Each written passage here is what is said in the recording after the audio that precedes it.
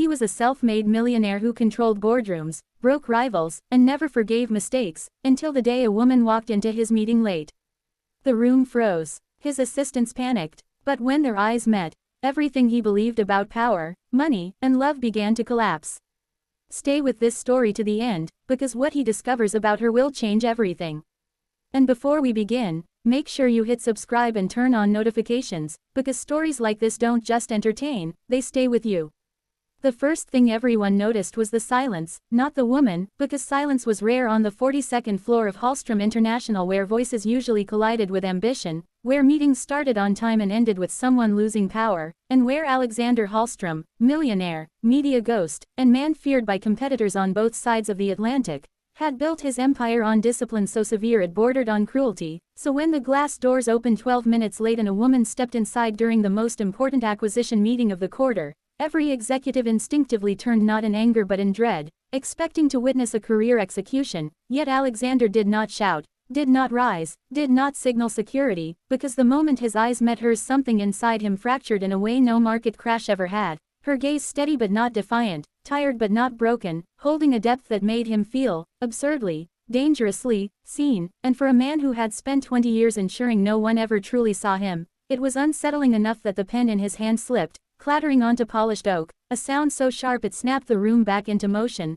though Alexander barely noticed because memory had surged forward without permission, dragging him back to a hospital hallway 25 years earlier where a younger version of himself had watched his mother fade behind glass, her eyes the same impossible shade as the woman now standing before him, eyes that carried apology and strength in equal measure, eyes that had once told him everything would be alright even when it wasn't. And the woman introduced herself breathlessly as Elena Moore, apologizing for the delay, explaining something about a transit shutdown and lost signals. Yet Alexander heard none of it because his mind was already racing ahead, mapping a connection he could not justify, a pull he could not rationalize, while the board waited for his reaction with barely concealed terror. And when he finally spoke, it wasn't the cold reprimand they expected but a calm directive to continue the presentation, his voice quieter than usual, dangerous in its restraint, because Alexander Hallstrom never ignored protocol unless something, or someone, mattered more. And as Elena took her seat at the far end of the table, unaware she had just shifted the axis of a man's life, Alexander leaned back slowly, telling himself this was nothing, just coincidence, just fatigue,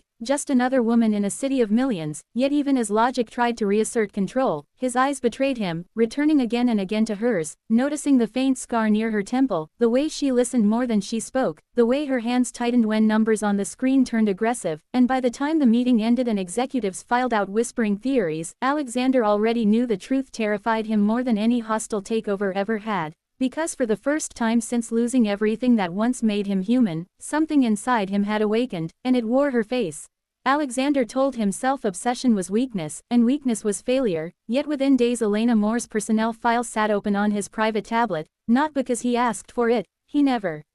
asked, but because his security chief anticipated needs the way others anticipated weather, and what Alexander found there unsettled him further. No elite universities, no wealthy sponsors, no strategic connections, just a woman who had worked relentlessly upward, switching departments, sacrificing stability, declining promotions that required ethical compromise, her record clean to the point of suspicion. And as he dug deeper, quietly, carefully, he uncovered fractures in her life that mirrored his own in ways too precise to dismiss. An absent father, a mother who died young, years lost to caregiving before ambition was allowed to surface. And still he resisted, maintaining distance during meetings, speaking to her only when necessary, though he noticed she never flinched under pressure, never fawned for approval, never once used his name to gain advantage, which only deepened the pull until the night the system flagged an internal breach, a silent siphoning of company funds routed through shell charities, a sophisticated theft designed to implicate someone invisible. And when the investigation narrowed, all evidence pointed to Elena.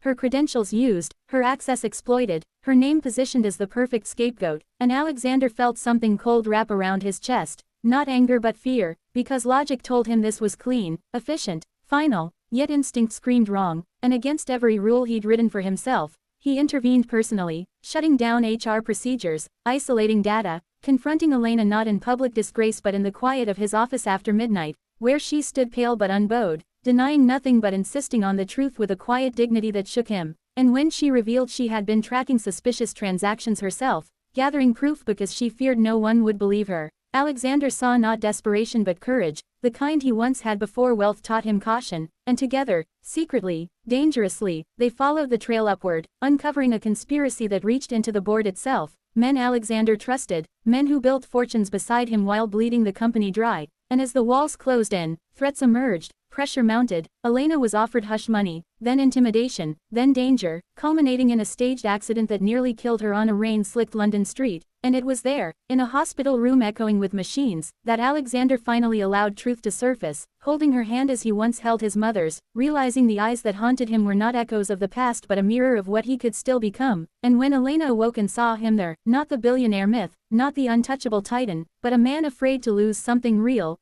everything between them changed, even as enemies closed ranks and the final reckoning loomed. The exposure was brutal, public, and absolute, destroying reputations, collapsing alliances, and rewriting the power structure of Hallstrom International overnight. And though the media framed Alexander as a hero, he knew the truth was quieter and far more fragile, that without Elena's integrity, without her refusal to disappear when it mattered most, his empire would have rotted from within. And yet victory came with a price, because Elena refused the rewards offered, declined executive elevation, and chose instead to leave the company entirely, explaining that some battles were meant to be fought, not inherited. And for the first time in his life Alexander begged, not for mercy, not for forgiveness, but for honesty, asking her why she would walk away from everything she earned, and she told him simply that she refused to become another ghost in a glass tower, that power meant nothing without purpose, and that